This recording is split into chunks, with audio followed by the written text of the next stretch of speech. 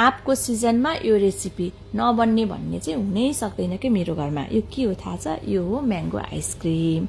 मेरो बच्चाहरूले आँप पाक्न थाल्नुभन्दा पहिले फलेदेखिको मामु यसपालि पनि म्याङ्गो आइसक्रिम बनाइदिनु है भनेर हैरान थियो। अनि अलिअलि पाक्न थालेको थियो एउटा दुईटा। कहिले बनाइदिनुहुन्छ कि म्याङ्गो आइसक्रिम? जतिखेर नि सोधे अरू चिज बनाइदिँदा नि यही चाहियो रे। अनि आज चाहिँ जाँगर लाएर बनाइदिन लागेको छु। हजुरहरूलाई पनि म्याङ्गो आइसक्रिम बनाउन मनपर्छ घरमा भने रेसिपी चाहिन्छ भने चाहिँ मेरो प्रोफाइलमा फर्स्ट पिन भिडियोमा सबै रेसिपीहरू राखेको छु, हेर्न सक्नुहुन्छ अनि ट्राई गर्न सक्नुहुन्छ। एकदमै सजिलो छ बनाउनको लागि, खाँदा एकदमै मिठो बन्छ। म चाहिँ बनाइदिन्छु, बच्चाहरूले एकदमै मन पराउँछन्। अलिअलि यो चाहिँ मैले डिजाइन गरेको, यो के गरेको सबै कुराहरू मैले त्यहाँ रेसिपीमा राखेको छु। ल अब रेडी हुन लाग्यो। अब यसलाई मैले हल्का हल्का यसो देख्दा राम्रो हुनको लागि मैले डिजाइन गरिदिँदैछु। फ्लेभर त म्याङ्गो फ्लेभर हो र एकदमै मिठो हुन्छ।